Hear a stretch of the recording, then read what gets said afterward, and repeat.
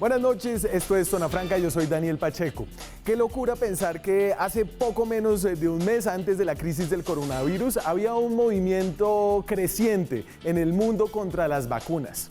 Hoy, en cambio, una vacuna contra el coronavirus es lo único que promete un camino, así sea lejano, a la normalidad. Si no existieran las vacunas o si tomaran demasiado tiempo, todas las estrategias que se están implementando ahora mismo por los gobiernos alrededor del mundo serían distintas. La existencia de la vacuna es el supuesto más importante detrás de la estrategia de aislamiento y de prevención a enormes costos económicos, mientras aparece esa cura. Sin esa cura como una posibilidad relativamente cierta en el futuro, la otra alternativa sería la llamada inmunidad de manada. Esta es la idea de que la única forma de derrotar el virus es que suficiente gente de una sociedad se contagie con él y desarrolle inmunidad, asumiendo los costos en muertos y enfermos enormes, para que al final el virus se vaya acabando solo.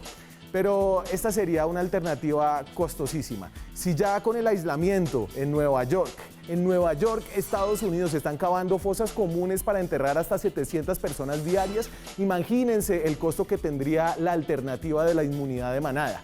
Solo funcionaría si más de la mitad de la población de cierto país o de cierta sociedad desarrolla la inmunidad. La mitad de la población colombiana, digamos que son más o menos 25 millones de personas, y si el virus tiene una mortalidad de 1%, que es bajita, eso significaría solo aquí en Colombia 250.000 muertos.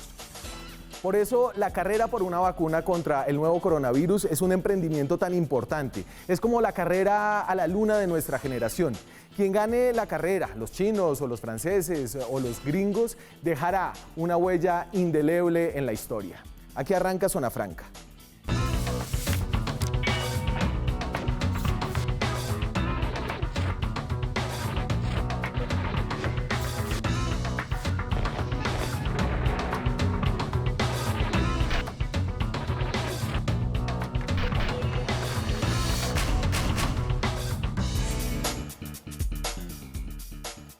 Esta noche vamos a hablar de uno de los temas centrales alrededor del coronavirus, la promesa, la esperanza de una vacuna. Este es un tema clave y es un tema clave que se enfrenta con mucha desinformación. Aunque no hay vacuna todavía contra el COVID-19 y parece que todavía se nos va a demorar, lo que sí hemos visto en Internet, sobre todo, es una cantidad de información falsa con curas definitivas supuestamente para esta enfermedad. A ver, queridas tías, abuelas y abuelos con WhatsApp, tengan la certeza de que el día en que se encuentre una cura para esta enfermedad, para esta pandemia, será noticia de última hora en todos los noticieros. Aquí hacemos un especial entonces sobre lo que hasta ahora han sacado en redes sociales contra estas supuestas curas del coronavirus. La cura contra este virus no va a ser anunciada ni por WhatsApp ni por medio de cadenas de Facebook. Aquí tenemos algunos ejemplos de esas falsas curas. ¿Qué tal esta cadena que anuncia a un doctor a quien llaman héroe médico que se fue a China, quien había documentado una cura que disminuía significativamente el impacto del COVID-19 en el cuerpo humano con el café? Esa es la cadena. Dice que el doctor Li Wandeng, héroe médico de la China, que fue contagiado, que fue castigado por decir la verdad sobre el coronavirus y luego murió misteriosamente, había descubierto supuestamente que el café curaba este virus. Esto obviamente es una información falsa. Ahora otra. Esta es otra falsa con un picante adicional. En Facebook estaba circulando este mensaje con la foto de este creíble doctor supuestamente santanderiano que supuestamente había encontrado la cura del virus. Ahí está, joven doctor santanderiano, Juan Alberto Catesta, encontró la cura para el coronavirus. Actualmente se encuentra en la ciudad de Wuhan para combatir este problema en la zona cero. Orgullo colombiano, pero como no es futbolista, no lo compartirás, decía esta cadena falsa. Todo es mentira. El señor no es doctor, no es santanderiano y no es el descubridor de ninguna cura. Es Ángel Muñoz, de hecho, un español conocido en el mundo del entretenimiento adulto como el Niño Polla. Ahí va, este es el Niño Polla, para que no se dejen engañar. Pero tal vez una de las curas más curiosas que hemos visto en medio de este bombardeo constante de mitos, de información falsa, ha sido la de la aromática de un pelo. Solo que no es de cualquier pelo, que usted se corte o que usted se arranque, sino que tiene que ser un pelito que tiene que buscar según estas instrucciones. Nos llegó una nota de voz donde nos dicen que a una persona se le presentó un niño, o sea, todos los que creen en Dios, escuchen esto, los que no se pueden ir. Y el niño le dice, si ustedes se han dado cuenta, están pasando muchas cosas de la Biblia. De hecho, cada fecha dice algo de todo lo que estamos viviendo y es algo muy raro. Y se le presentó un niño y le dijo, la cura del coronavirus se encuentra en la mitad de la Biblia. Vas a encontrar un pelito y ese pelito lo vas a poner a hervir. Y a las personas que tienen coronavirus se van a curar y a las personas que no lo tengan no les va a dar. Chicos, miren. No crean en estas curas. Esta noche tenemos un programa para hablar con personas que están realmente entrenadas, que están trabajando actualmente en producir esta vacuna. Mi primer invitado no está vía Skype, sino me dejó unos videos a unas preguntas que le hice. Es una persona por estos días muy ocupada. Se trata de Javier Jaimes. Él se entrenó como veterinario en la Universidad Nacional, hizo allá gran parte de su carrera y después se fue a hacer un doctorado en la Universidad de Cornell en microbiología. Está en el departamento de microbiología e inmunología, está investigando actualmente el desarrollo de una vacuna de coronavirus con un grupo de 8 científicos ahí en Cornell, una universidad importante de Estados Unidos. La especialidad de él es entender cómo los virus entran a las células. Y le pregunté primero sobre eso, sobre qué había descubierto él acerca de cómo este virus penetra las células humanas. Nosotros estudiamos cómo los virus, específicamente cómo los coronavirus ingresan a las células. Para que se dé el ingreso a la célula, el primer elemento, el primer paso que debe ocurrir es la unión entre el receptor de la célula y el receptor del virus. El receptor del virus es lo que nosotros llamamos como una llave, que es una proteína, un componente viral que está alrededor del virus y que le permite ingresar en el receptor celular, que es la cerradura en la cual a través de esta interacción se va a inducir el ingreso del virus a la célula. Nosotros hemos encontrado que esa llave que el virus tiene unas características que la hacen diferente a la de otros coronavirus que se han visto anteriormente a nivel humano, y esa característica parece otorgarle la posibilidad al virus para ingresar más rápidamente a la célula. Entonces nosotros a nivel de laboratorio hemos encontrado en estos experimentos que esa llave como tal puede verse preactivada por diferentes componentes celulares, y una vez se da la preactivación por esos componentes celulares, cuando el virus sale de una célula en la cual ya se infectó y va a buscar una nueva célula para colonizar, en ese momento es cuando esta llave que ha sido preactivada por esos componentes celulares va a inducir un ingreso más rápido a la célula, y nosotros creemos que definitivamente eso es un determinante para que el virus pueda contagiar tan rápidamente.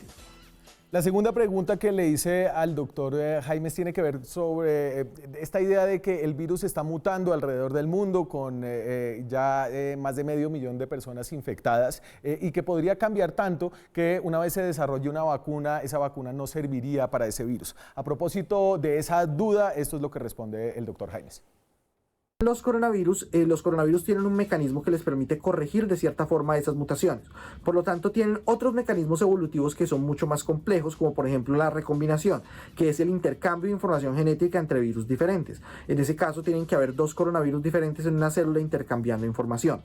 Eso sucede también frecuentemente y lleva también a la aparición de nuevos patógenos, pero estos patógenos normalmente, de nuevo porque el virus necesita unas condiciones mínimas para sobrevivir, esos nuevos patógenos puede que resulten en nuevos virus que no son infectivos, que no son eficientes, porque de nuevo estos procesos recombinatorios también pueden considerarse como errores. Entonces, lo que quiere decir que realmente el virus evoluciona, pero evoluciona de una forma en la cual normalmente genera daño para sí mismo. Por lo tanto, los nuevos virus, los que realmente logran pasar ese proceso evolutivo y que puedan adquirir nuevas características, son poco comunes, son bastante poco comunes. Realmente son digamos que agentes que aparecen muy de vez en cuando. Nosotros sabemos que las vacunas tienen una desventaja, y es que ellas inducen respuesta inmune contra un virus específico, y puede que en algunos casos esa respuesta inmune no sea suficiente para controlar diferentes variantes de ese virus. Entonces, después de esta conversación, nos queda claro que hasta ahora, de lo que conocemos del virus, sí es posible desarrollar una vacuna del coronavirus. Es de una familia de virus ya conocidos contra los cuales se vienen desarrollando ya vacunas, el anterior SARS, el anterior MERS. Y entonces, ¿cómo es el proceso de la vacuna? Antes de entrar con mi última invitada, el doctor Jaimes me decía, por favor, recuérdele a la gente que las mascotas y los animales no son transmisores, solo los humanos son transmisores. Él como veterinario creo que está preocupado por el abandono posible de mascotas o el sacrificio, eso ha sucedido en algunos lugares. Ahora sí, hablar de este desarrollo de la vacuna, creo que es importante entender que este va a ser un proceso largo y en eso, con mucho realismo, como suele tenerlo, la doctora Fernanda Gutiérrez, viróloga de la Universidad Javeriana, colega periodista, directora de un programa de ciencia en Javeriana Estéreo, nos va a ayudar a entender cuáles son los pasos, cuáles son los tiempos y cómo es la vaina. ¿Qué hubo, Fernanda? ¿Cómo está? Daniel, buenas noches, ¿cómo le va? No pudo venir esta vez hasta aquí, hasta el estudio, ya la extrañamos. Sí, la verdad, rico haberlos visto a todos, pero bueno, desde aquí está bien también, todos en casa. Oiga, venga, antes de entrar en el tema de la vacuna, nosotros hablamos varias veces del coronavirus antes de que esto fuera una pandemia, ¿cierto? Y usted era de la visión, una visión, digamos, una escuela de la frescura. Esa escuela de la frescura, y yo sé que todos manejábamos la información que teníamos en ese momento. ¿En qué momento se cambió y en qué momento se dio cuenta usted, mire, esto no es lo que yo pensaba al principio? Pues una de las cosas que estamos tratando de mirar es cuánto se quedó guardado en la China, porque la información que nosotros estábamos teniendo era una información que no daba tanta alarma, ¿no? Parecería que la cosa no iba a ser tan grave, entonces pues sí había una posibilidad y además teníamos otra expectativa, y es que cuando el virus cambia de medio, cambia de comportamiento. Entonces podría ser ese el caso y ese comportamiento podría ser para más virulento o para menos virulento, o para más infeccioso o menos infeccioso. Y desafortunadamente tuvimos es decir, no sabemos, las mutaciones que se han reportado no están todavía asociadas con virulencia, pero sí el virus aquí se ha portado un poquito más agresivo. Entonces en ese momento uno dice, bueno, ya tenemos que quitarle un poquito de la frescura a la historia. ¿Sí? Y tenemos pues que como verla y enfrentarla como está. Fernanda, entonces ahora sí metámonos en el tema de la vacuna. Y a ver, yo tengo aquí como una lista de los pasos. La voy a poner, la voy a ir leyendo y usted me va ayudando a entender cómo es la vaina, en qué pasos estamos o creemos que estamos en los distintos emprendimientos que hay alrededor del mundo. Dame la de pasos vacunas, porfa. Listo. Entonces, primero, generar un antígeno. Esto incluye la cosecha dentro de las células del mismo patógeno para crear una respuesta inmune y luego desactivarlo. El paso 2, liberar y aislar. Luego se separa el antígeno de las células y de todo el material en donde se cosechó. Esos dos pasos, empecemos por ahí. Bueno, la tecnología en vacunas ha cambiado mucho.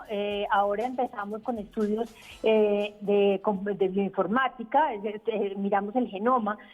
Acuérdese usted que hace un par al principio en la pandemia los chinos reportaron el genoma del virus y arrancando con el genoma del virus se busca el segmento del genoma que codifica, es decir, que hace que sea la proteína que sea la más antigénica, es decir, la que mejor respuesta inmunológica va a producir. Entonces, lo primero que hay que hacer es buscar eso.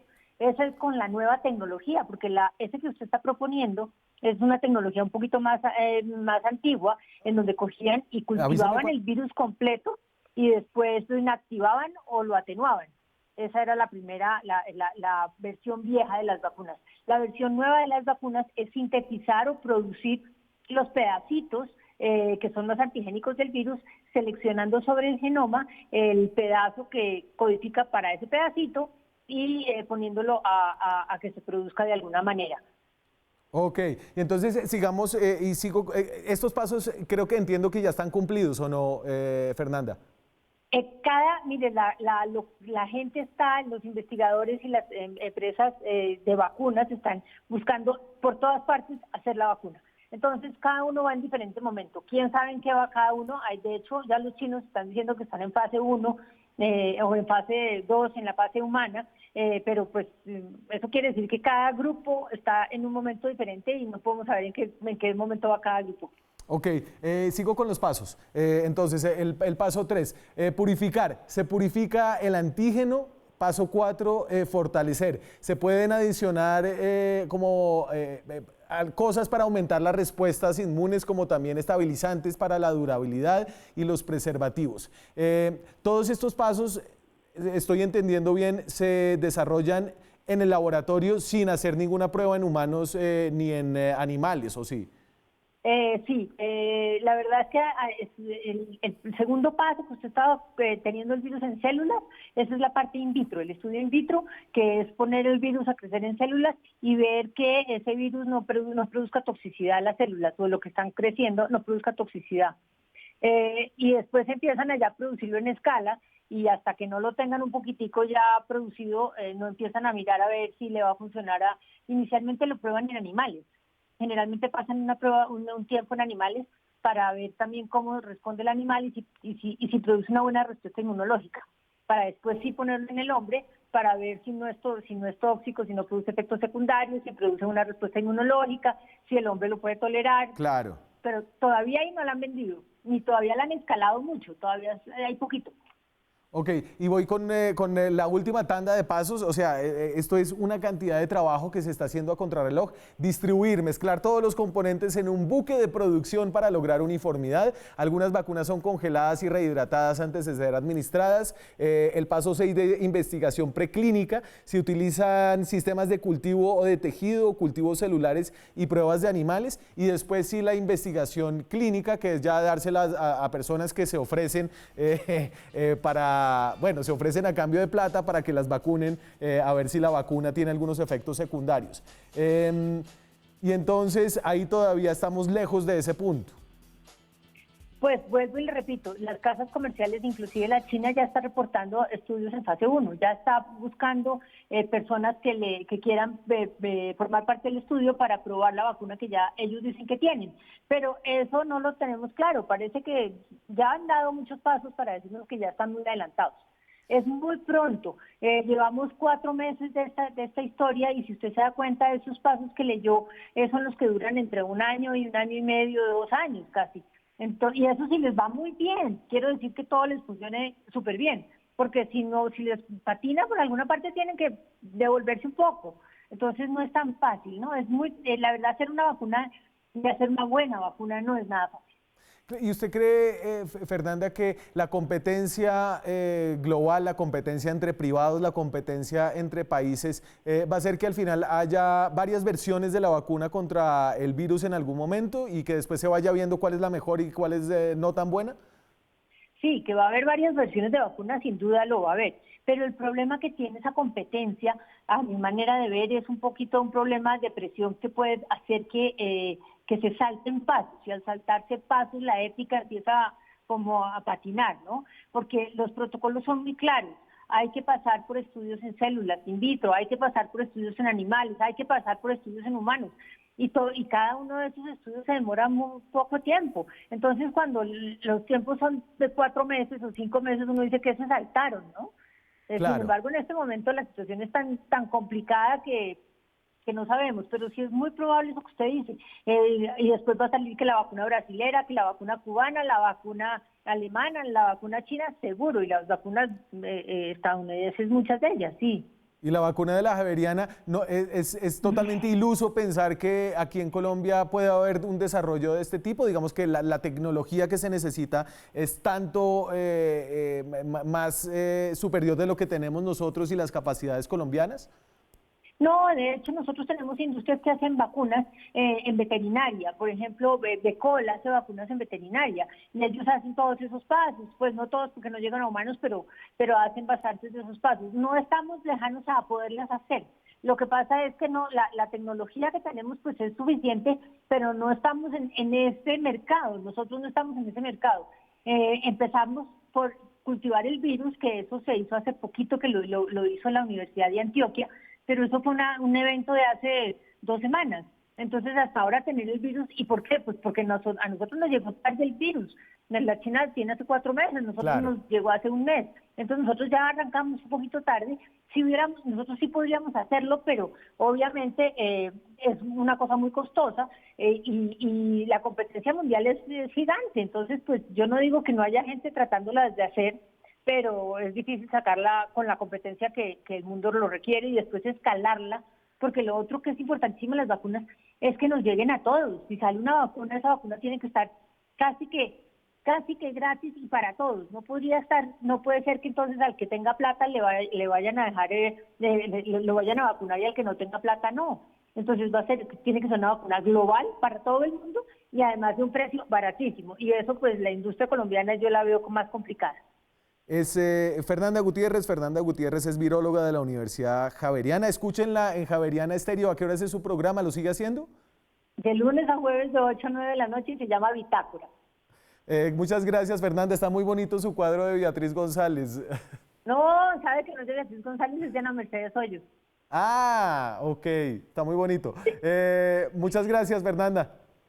Ok, suerte, Daniel. Nosotros seguimos hablando con la gente que sabe, la gente que está en el desarrollo en esta carrera. Nuestro próximo invitado trabaja en la industria farmacéutica y nos va a dar una mirada de lo que está pasando allá adentro. Ya volvemos.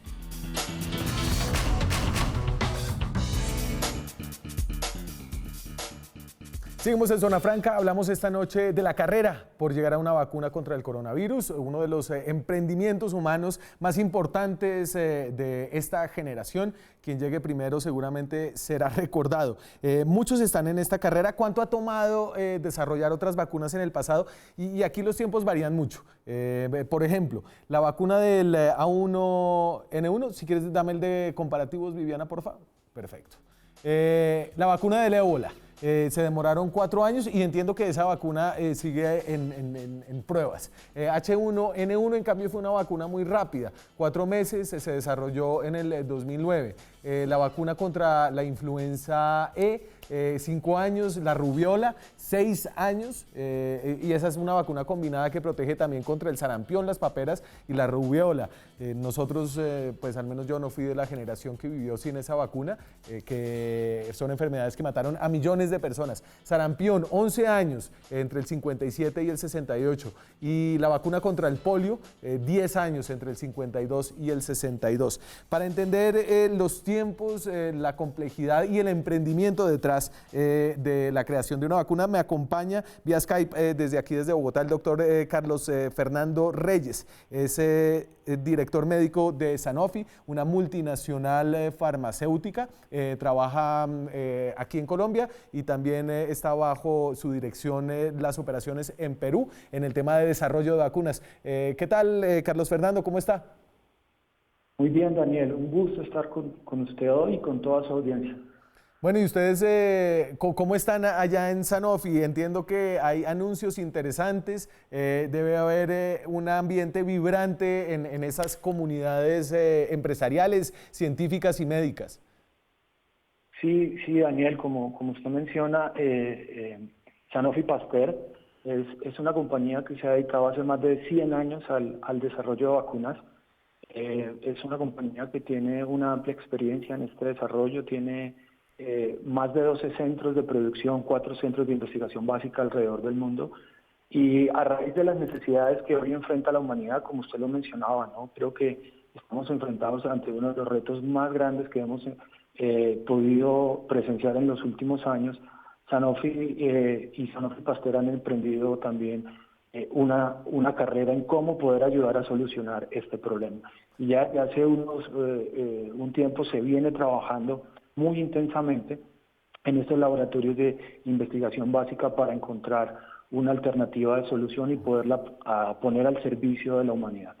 Y están pasando cosas súper interesantes y que tienen pocos precedentes en la industria. Por ejemplo, Sanofi se unió a GSK, que es uno de sus grandes competidores en la industria farmacéutica, para buscar una vacuna contra el coronavirus. Hábleme un poco de esto. Habla de una situación con pocos precedentes y por qué es tan rara esta colaboración en un mundo donde la competencia es tan importante.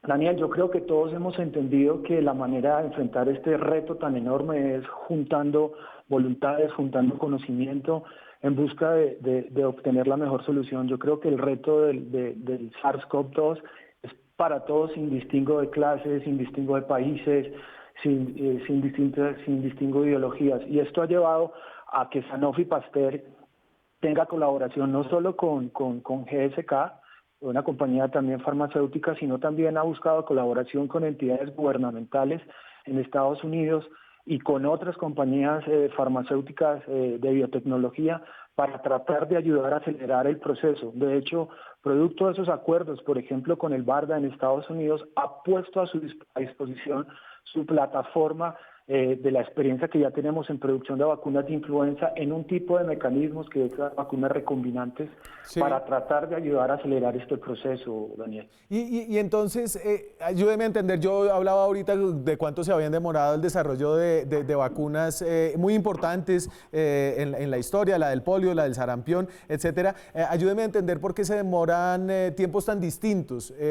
Por ejemplo, la vacuna de la influenza de la A1N1, ¿cómo es? ¿A1N1? H1N1, que fue la que causó la última pandemia en el año 2009-2010. Claro, y entonces esa fue 4 meses apenas, pero en el desarrollo de una vacuna para este coronavirus se ha hablado siempre de un espacio de mínimo 1 año, incluso 18 meses. Sí, Daniel, mira, usted pone un ejemplo muy claro y quería referirme un poco a lo que mis antecesores pudieron conversar. Y una parte es el desarrollo de individualizar la parte, como bien explicaba el doctor que está en Estados Unidos, de individualizar la fracción que efectivamente genera la respuesta inmune y sobre el cual queremos generar los anticuerpos que protejan. Eso es un proceso que hoy, con las nuevas tecnologías, con el RNA y con las tecnologías basadas en el DNA, eso se puede acortar mucho.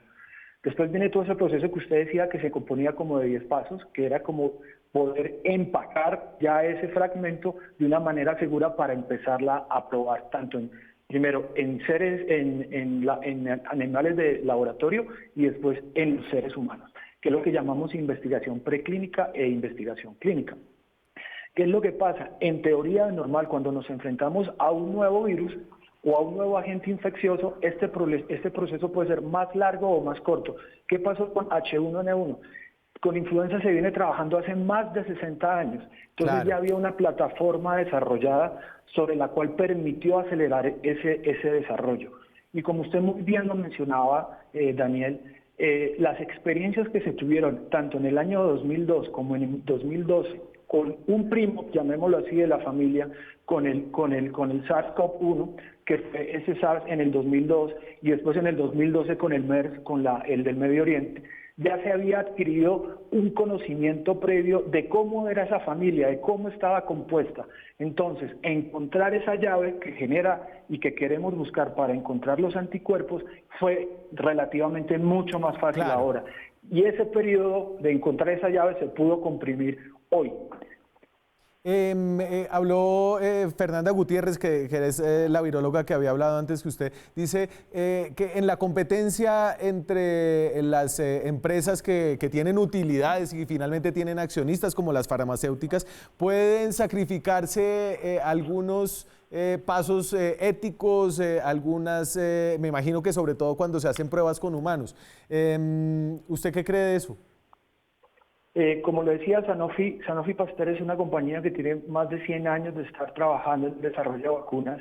En épocas anteriores nosotros tenemos una historia de colaboración con la Organización Mundial de la Salud, con la misma Organización Panamericana de la Salud, sobre la cual nosotros distribuimos millones de vacunas por ese mecanismo a diferentes países de la región. Esto se trata de encontrar una solución que pueda que nos pueda solucionar este reto que hoy tenemos, y la investigación clínica siempre se desarrolla sobre unos parámetros muy estrictos. Sí. Eso se regula bajo la Declaración de Helsinki. Los comités de ética tienen que revisar esa información. Las agencias regulatorias como tal, la FDA, la EMA, el INVIMA como tal, tienen que estar muy atentos y revisar los resultados de los estudios y de acuerdo a esas declaraciones y a esos procesos que hoy en día están establecidos, siempre se pone de manifiesto la seguridad y el beneficio a los pacientes como primera medida. Carlos Fernando, y la de irnos, que es fácil y corta, ¿un año, más de un año, menos de un año? Es difícil dar un tiempo completo. En este momento se estima y se espera que eso se pueda demorar entre un año y medio, pero es muy difícil dar un tiempo específico. Muchas gracias por acompañarnos, y Sanofi Pasteur, esa es la compañía que desarrolló pues, la vacuna contra la rabia, ¿cierto? Perdóneme, Daniel, es que hay una interferencia en... Ustedes hicieron la vacuna contra la rabia. Sí, señor. Esa sí, señor. es.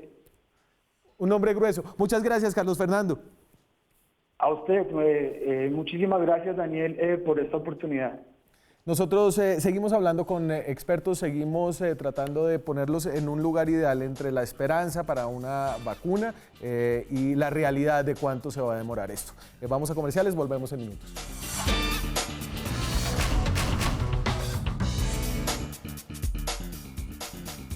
Seguimos en Zona Franca. Esta noche hablamos sobre la vacuna que se ve por ahora desde el encierro como una panacea para el coronavirus. Ojalá así sea. Entre los países donde se están desarrollando y donde está avanzando la carrera para llegar a una vacuna, Estados Unidos, por supuesto, está entre los competidores más importantes. Y allá está el doctor Nadim Ayami, que es virólogo, es el director ejecutivo de investigaciones científicas de microbiología en MD Anderson, que es un hospital en Houston, en el estado de Texas. Doctor Ayami, ¿qué tal? ¿Cómo está? Muy buenas tardes, muy bien. ¿Ustedes cómo están? Bueno, ¿cómo va la vaina, no? Todos estamos aquí en la carrera por la vacuna. No sé si se siente así o si hay más colaboración o cómo es la cosa. Sí, como dices tú, la vaina va bien. Estamos trabajando, la comunidad científica como tal, están trabajando a un ritmo muy acelerado. Se cuenta con muchísimos recursos y muchas colaboraciones, no solo a nivel nacional, sino a nivel internacional. Quiero dejar algo claro, MD Anderson no está trabajando en la producción de una vacuna, pero la comunidad de virólogos estamos todos muy pendientes de esos desarrollos. Como bien mencionas, en Estados Unidos hay 2 candidatos que están en estos momentos en fase 1 y eso significa que se están haciendo estudios de seguridad en humanos. Pero según mis cuentas tenemos más de 115 candidatos a nivel mundial y considerando que solo llevamos unos 4 meses largos en esta pandemia, podemos considerar que ha sido muy exitosa la respuesta de la comunidad científica para encontrar, como bien lo dices, una panacea para curar la pandemia. Y entonces, si ya estamos en pruebas en humanos, ayúdeme a explicarle a la gente por qué, aunque ya estemos en pruebas en humanos, falta todavía una cantidad de pasos para llegar a una vacuna que se pueda distribuir a nivel mundial. Claro, con gusto. Muchos pasos, tiempo. Necesitamos que antes que nada, que la vacuna sea segura y sea eficaz. Y para eso nosotros mismos, la comunidad, hemos desarrollado una serie de semáforos para evitar que se creen productos que no cumplan con la rigurosidad científica y con los estándares de salud que se necesitan. Nadie quiere una vacuna que no funcione óptimamente. Y también tenemos que considerar que no solo es que podamos llevar estos candidatos de vacunas a la primera fase, que es la fase 1, sino que de ahí tiene que pasar a una segunda fase, que es donde se estudia la eficacia de la vacuna del candidato, y luego a una tercera fase, que es donde se evalúan ambas, eficacia y seguridad a una escala mucho mayor. Y es ahí cuando se escoge al candidato de vacuna que se va a llevar a la manufactura para después comercializarlo. Todos estos pasos son pasos que nosotros mismos, el gremio científico ha creado junto con las entidades de regulación. No queremos volarnos esos semáforos. Entendemos la urgencia y por eso es que estamos trabajando o se está trabajando de mano con esas entidades regulatorias para acelerar ese proceso. Pero créeme, cuando te digo que no queremos una vacuna para la gente que no funcione, porque eso nos llevaría a un problema más grande. Hemos tenido ejemplos en el pasado donde por acelerarnos y volarnos esos semáforos hemos creado productos que no son óptimos para nosotros y nos ha llevado a problemas. Interesante, ¿cuáles ejemplos, Nadim? No, incluso con estudios muy tempranos de otros coronavirus al principio del 2000, cuando pasó la primera epidemia con SARS, hubo una situación muy similar donde los virólogos y los productores de vacunas se interesaron mucho por tratar de afrontar la epidemia desde un punto de prevención, y se crearon unos candidatos para vacunas y esos pasan por unos estudios de laboratorios con modelos de animales, donde en ciertos modelos de animales sí se presentó una mejoría, pero en otros se vio que la vacuna tuvo efectos severos, porque para explicarlo en términos simples, se potencializó la infectividad del virus simplemente porque había una predisposición, y eso es conocido. Eso es conocido en la microbiología y en la virología, que puede pasar como parte de la respuesta inmune. Y esos son los pasos que necesitamos entender muy bien en el laboratorio antes de llevar esto a gran escala. Nadim, ahí en Estados Unidos se siente que la carrera por la vacuna es una carrera, no sé, como la carrera para llegar a la Luna, que era entre Estados Unidos y la Unión Soviética, ahora entre China y Estados Unidos. No, desde mi punto de vista, desde donde estoy yo sentado, no se siente así. Estamos evaluando información y data de todas partes. Aquí en Estados Unidos hay 2 compañías trabajando en fase 1 en este momento. Creo que en China hay 4 y en Inglaterra creo que hay 1. Y todo es muy colaborativo. Es más, hay fondos internacionales con una cantidad de recursos significativos de más de $2 billones, que lo que están buscando es crear esa colaboración para acelerar el proceso. No lo siento desde mi punto de vista que esto es una guerra, una carrera para ver quién saca la mejor vacuna y lo más rápido posible. Claro que todos estamos interesados en que eso se haga, pero sí hay unos estándares y creo que con la colaboración podemos llegar mucho más rápido que trabajando en silos. ¿Y qué tal una carrera entre casas farmacéuticas y incentivos? Es decir, quien logre llegar a la mejor vacuna seguramente va a tener unos ingresos enormes en términos de dinero, unas utilidades enormes y unos beneficios para los accionistas de estas compañías que se transan en las bolsas públicas, ¿o no? Me imagino que eso es un aspecto, es una faceta de lo que estamos viviendo. Y el modelo que donde vive el mundo, que estas drogas no son producidas por el gobierno, por lo menos sí se entiende que los grandes productores de vacunas están entre ellos en una carrera. Pero desde el punto de vista de la ciencia, que es exactamente donde se generan las investigaciones y donde se ven los avances científicos, no estamos en una carrera. Te pongo un ejemplo. Yo desde MD Anderson estoy trabajando en protocolos relacionados con COVID-19 y donde estoy colaborando con 4 otras instituciones, 2 en Texas y 2 por fuera de Texas, simplemente para acelerar el proceso y aprender de estos esfuerzos en paralelo. Ok, y la de irnos, y me meto aquí un poquito en el debate que han tenido en Estados Unidos, no acerca de las vacunas, sino de los tratamientos para que la gente, digamos, para bajar la mortalidad del coronavirus, la cloroquina, la hidroxicloroquina, digamos que con la que ha tenido algunas disputas públicas desde el podio de la Casa Blanca, el presidente con su asesor científico. ¿Crees que la vacuna es digamos, el objetivo primordial, o también hay que estar buscando tratamientos importantes como este de la cloroquina al mismo tiempo? No, es un muy buen punto porque aprendimos muchísimo de las experiencias con el VIH, donde por mucho tiempo lo que se quiso buscar fue una vacuna y se olvidó el tratamiento para salvarle las vidas a los que estaban infectados en ese momento. Yo por lo menos crecí, yo nací en el 81 y crecí con todas esas noticias, y después en la universidad como virólogo ya entendía un poco más de lo que se estaba hablando y de lo que se quería conseguir. No, aquí no es solo pensar en forma de prevenir, aunque es prioridad, también tenemos que pensar en que estamos en medio de una pandemia y lo que se busca es disminuir la cantidad de muertes y salvaguardar a la mayor cantidad de población. Y eso no solo se consigue con vacunas, eso se consigue con muchos otros esfuerzos, como las normas que estamos teniendo de aislamiento a nivel mundial. Eso es una de las mejores medicinas que tenemos en este momento para poder desacelerar el crecimiento de la pandemia.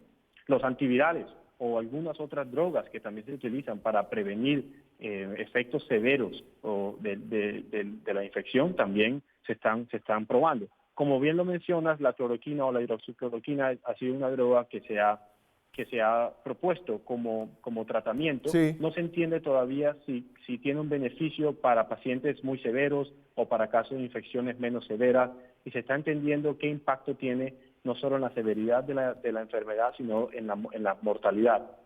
Mucho se ha hecho con esto en Francia y aquí se está utilizando. Aquí se está utilizando, pero todavía estamos muy temprano para poder entender el efecto que tiene, el beneficio que tiene esta droga y muchas otras más. Hay unos antivirales que se están probando en este momento que fueron utilizados de forma experimental para otros virus, pero se ha visto que en modelos preclínicos y clínicos han tenido un efecto. Pero este es el segundo mes que estamos recogiendo la data y apenas la estamos analizando. Por aquí todos los esfuerzos van en paralelo. La vacuna, los antivirales, incluso se están probando vacunas que tienen efectos no específicos contra este virus, sino contra el sistema, o hay para varias vías entonces. Para ver si meterle más fuerza al sistema inmune nos ayuda a bajar la severidad. Es el doctor Nadim Ayami, está en Houston, Texas, es el director ejecutivo de investigaciones científicas en microbiología de MD Anderson. Muchas gracias, Nadim, por acompañarnos. Con gusto, con mucho gusto. Buenas tardes a todos. Nosotros seguimos aquí en Zona Franca con nuestro último invitado para comentar, además de este tema de la vacuna, de los tratamientos, una noticia interesante que salió acerca del origen del virus. Puede que no haya sido el mercado de fauna silvestre de Wuhan, puede que haya sido un laboratorio de investigación donde estaban haciendo investigación con murciélagos en esa misma ciudad. Se lo vamos a preguntar a nuestro próximo invitado, ya volvemos.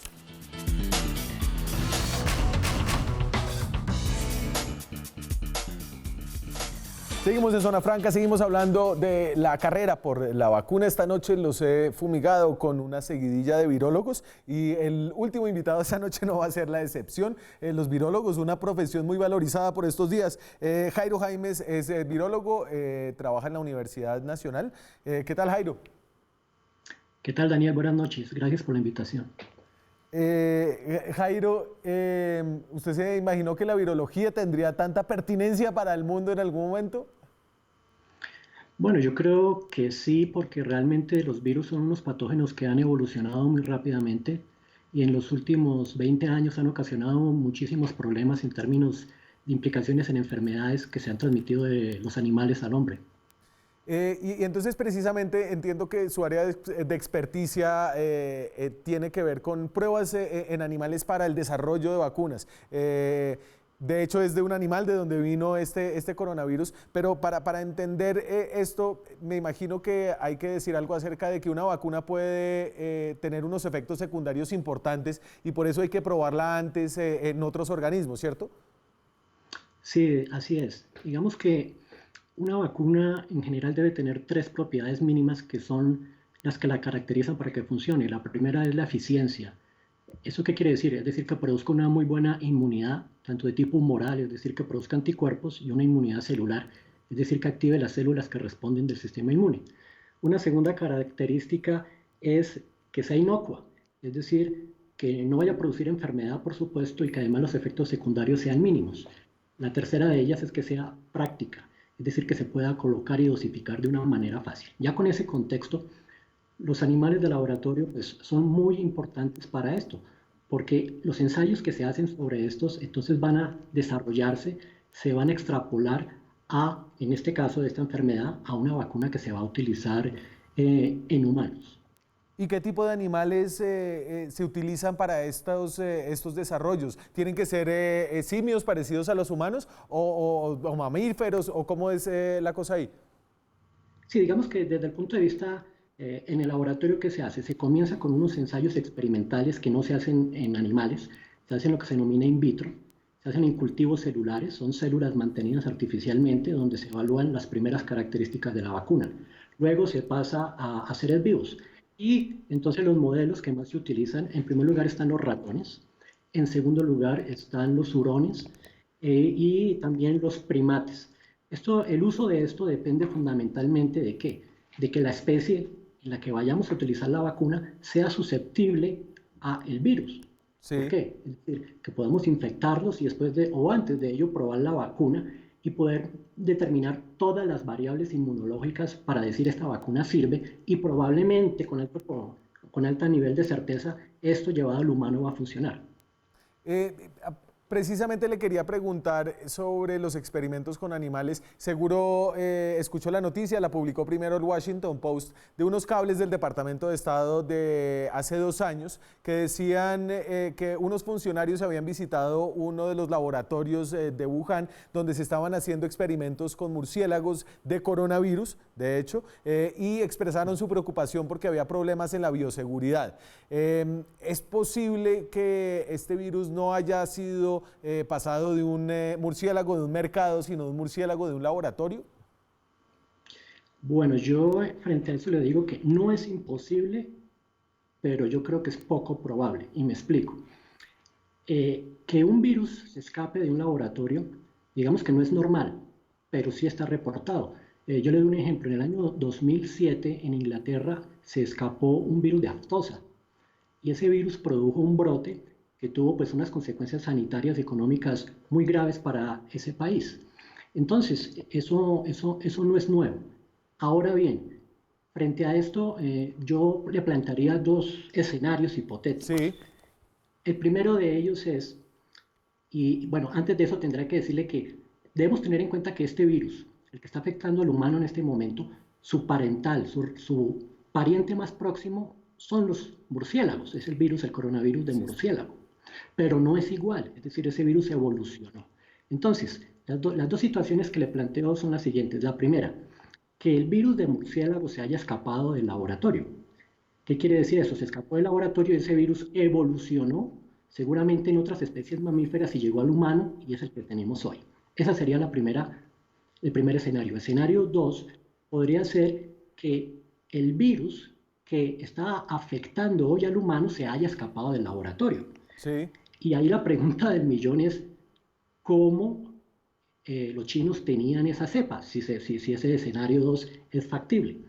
Ese escenario 2 pues es mucho más complejo. Lo que sí quiero resumir para darle respuesta es que se escape una cepa viral de un laboratorio no es nuevo, pero no es normal. ¿Por qué razón? Porque los laboratorios de bioseguridad, de seguridad 3 y seguridad 4, pues tienen unas especificaciones de construcción y de manejo que hacen esto prácticamente imposible, pero en algunas partes se ha dado accidentalmente que el virus salga. Sí, también digo que es improbable, ¿por qué? Porque este virus es un virus que resiste poco en el medio ambiente. Entonces, si nos ponemos hipotéticamente a pensar y decimos, por ejemplo, este virus se escapó a través de un ducto, sí, un equipo que se utilizó para purificar virus o algo así, de ahí a que haya llegado y haya infectado a otra especie, o no sea directamente al humano, pues es muy extraño que eso haya sucedido y que el virus no haya muerto durante ese tránsito, siendo un virus relativamente débil. No imposible, pero poco probable. Me gustan sus escenarios. Jairo, y aquí para cerrar, me genera curiosidad, ¿cuál es el laboratorio más sofisticado que existe en Colombia? Bueno, el laboratorio más sofisticado en Colombia, yo creo que en niveles de bioseguridad son donde se producen vacunas. Entonces son los laboratorios, por ejemplo, de Becol y los laboratorios de algunas empresas privadas que producen vacunas. ¿Por qué razón? Porque cuando uno produce vacuna tiene que manipular los virus. Entonces ahí tiene que garantizar niveles de bioseguridad supremamente altos. Pero sí quiero llamarle la atención en algo. En términos de investigación, es un problema grave que tenemos en Colombia porque, salvo, creo, la Universidad de Antioquia, que tiene un espacio pequeño de bioseguridad 3, contamos con muy pocos espacios para hacer investigación de patógenos que se trabajen en este nivel de bioseguridad, y es algo que realmente nos hace mucha falta en el país. ¿Y tiene uno en la universidad? No, nosotros trabajamos con nivel de bioseguridad tipo 2. Tipo 2. Y hay hasta 4, entendí. Sí, hay hasta 4. Estos coronavirus se trabajan en nivel de bioseguridad tipo 3. Es el profesor Jairo Jaime, es virólogo de la Universidad Nacional. Profe, muchas gracias por acompañarnos. Con gusto, Daniel, un placer. Y ustedes también, muchas gracias por acompañarnos esta semana. Seguimos nosotros detrás de la pandemia, aquí en Zona Franca, con más periodismo, más debate, más opinión. Chao.